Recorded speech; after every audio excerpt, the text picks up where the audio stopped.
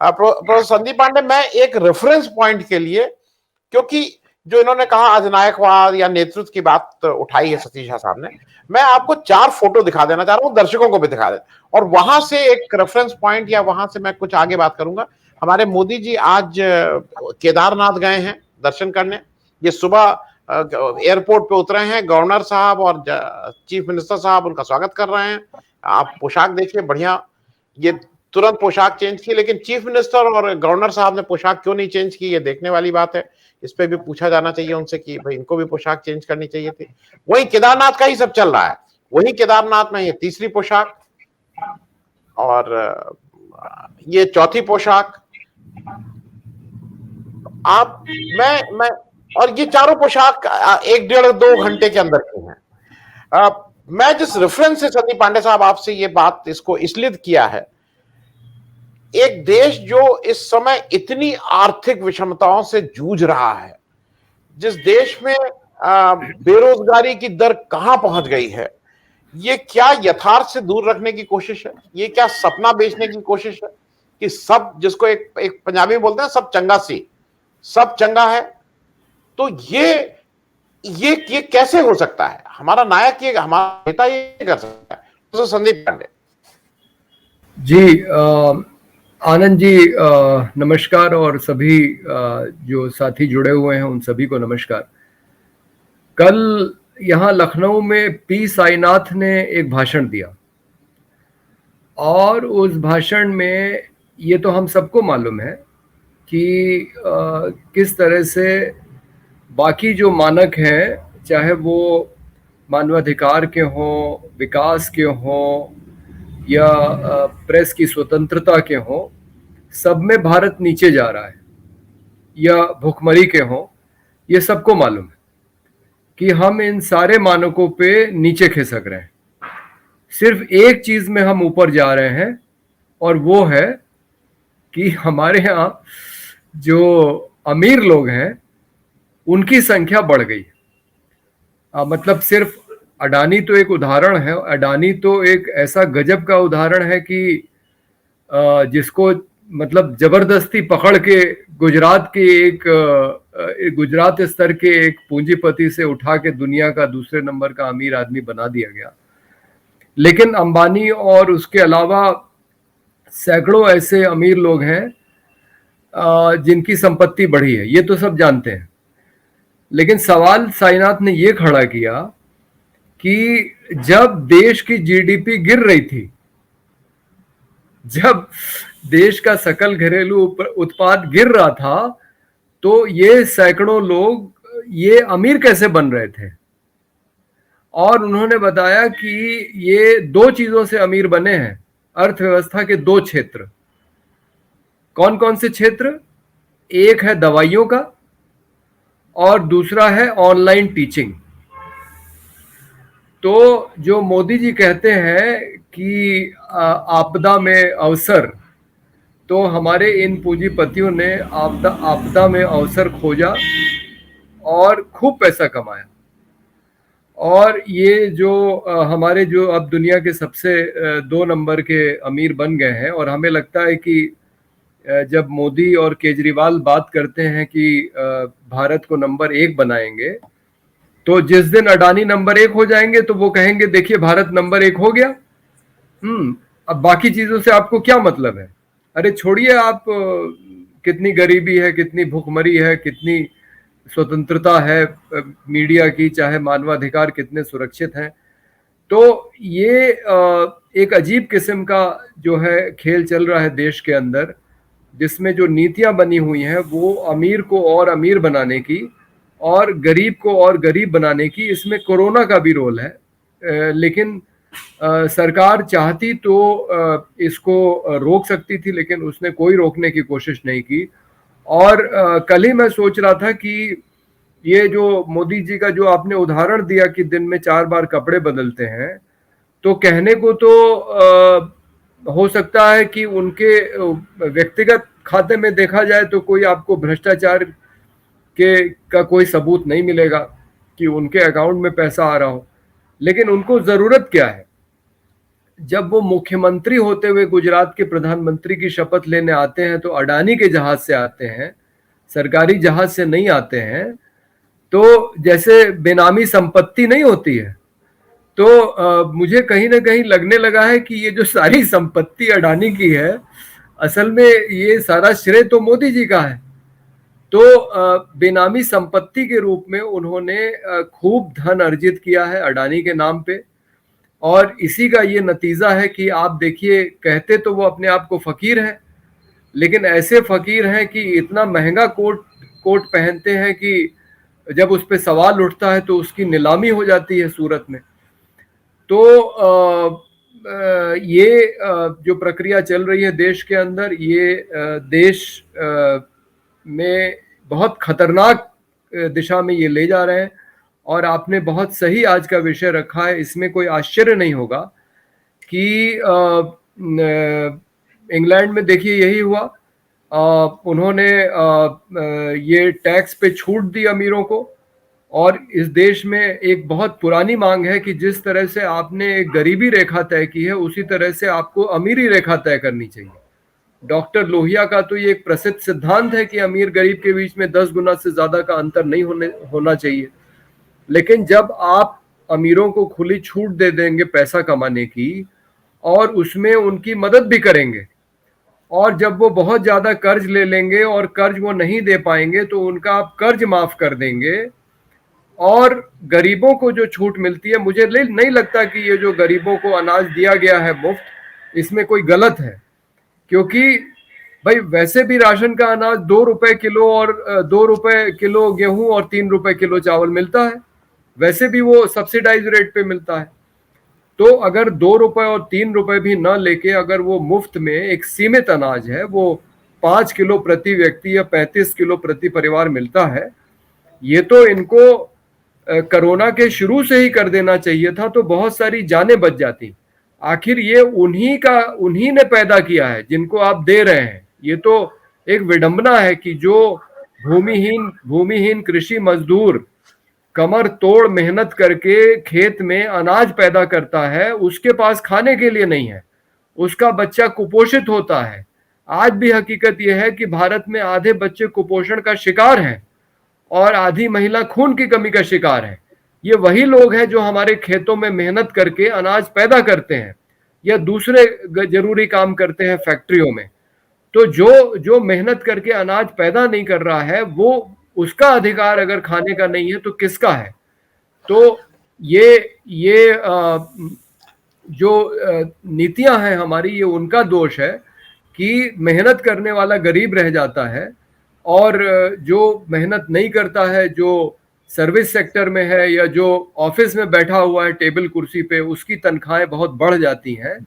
हमारे किसान नेता अनिल मिश्रा जी, एक प्रसिद्ध उनका रिकॉर्डेड टेप है, बस उसकी एक लाइन सुना दूं। वो कहते हैं कि जब एमएसपी इस देश में लागू हुआ 1967 में, तो 1 किलो गेहूं में 2 लीटर डीजल खरीदा जा सकता था। और फिर वो बहुत सारी चीजें गिनाते हैं जिसमें ईंटा, सीमेंट, यानी आम इंसान की जो जरूरतें हैं, साइकिल और क्या क्या, सोना भी गिनाते हैं। लेकिन फिर वो बताते हैं कि आज के समय में अगर आपको 1 लीटर डीजल खरीदना हो तो उनको 5 किलो गेहूं बेचना पड़ेगा। और फिर वो पूछते हैं कि सारी चीजों का दाम बढ़ क्यों गया और अनाज का दाम क्यों नहीं बढ़ा। तो ये एक इस तरह की नीति हमारे देश ने, हमारे क्या सभी देशों ने अपनाई हुई है, जो भी विश्व बैंक और अंतर्राष्ट्रीय मुद्रा कोष से नियंत्रित है या उस व्यवस्था का हिस्सा है, जहां अमीर अमीर होता गया, गरीब गरीब होता गया। और उसका नतीजा है कि श्रीलंका में संकट खड़ा हुआ, इंग्लैंड में संकट खड़ा हुआ, और हमारा देश भी बहुत दूर नहीं है उससे। जी, मैं प्रो संदीप पांडे, मैं आपसे, मेरे एक दर्शक का बहुत मुझे लगा बहुत एप्ट आया है। उनका कहना है, there is no solution of any problem without equal political and administrative partnership, reservations to underprivileged classes of urgent needy peoples.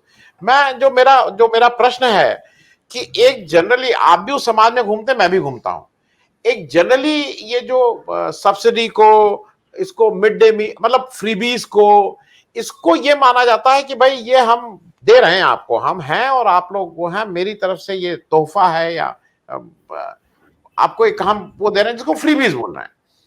ये फ्रीबीज हैं कि देश की जो टोटल आर्थिक वो है ढांचे के लिए जरूरी है। सम्मान निधि आप नाम दे दीजिए, लेकिन अगर देंगे नहीं तो आपके आपके वो लोग बचेंगे ही नहीं। मैं थोड़ा इसको भी करना चाह रहा हूं कि ये जो सारी पॉलिटिकल पार्टी इररिस्पेक्टिव ऑफ वो थोड़ा इसको प्ले करती हैं, इलेक्शन से रिलेट करती हैं, और एक तरह से मिसकम्युनिकेट करती हैं ये सारी बातें, सब्सिडी को, फ्रीबीज को, इसको रेवड़ी बोलना, ये सब करना। जी, ये बहुत मौलिक सवाल आपने पूछा है आनंद जी। आप मुझे ये बताइए कि समाज का कौन सा वर्ग जो है जिसको आप सब्सिडी कह रहे हैं उसको सब्सिडी नहीं मिल रही है? अगर गरीब को अनाज पे सब्सिडी मिल रही है राशन की व्यवस्था के माध्यम से, तो ये जो पूंजीपति हैं जो बैंक का कर्जा लेके इसको वापस नहीं करते हैं और उसको एनपीए डिक्लेयर कर दिया जाता है, नॉन परफॉर्मिंग एसेट, वो क्या है? वो सब्सिडी नहीं है क्या? और अगर आप इन अमीरों की मदद न करें, अगर आप इनको कम दाम पे जमीन न दें, कम दाम पे इनको सरकारी सुविधाएं मुहैया न कराएं, पानी बिजली की, तो ये अपने कारखाने चला पाएंगे क्या? तो इतने बड़े बड़े कर्जे लेके, अच्छा और एक मजेदार बात और है, ये देवेंद्र शर्मा ने एक लेख में ये सवाल उठाया था कि किसान जब बैंक से कर्जा लेता है और जब अदा नहीं कर पाता है तो उसको तहसीलदार और एसडीएम उसको पकड़ के बंद कर देते हैं तहसील की कोठरी में, हवालात में।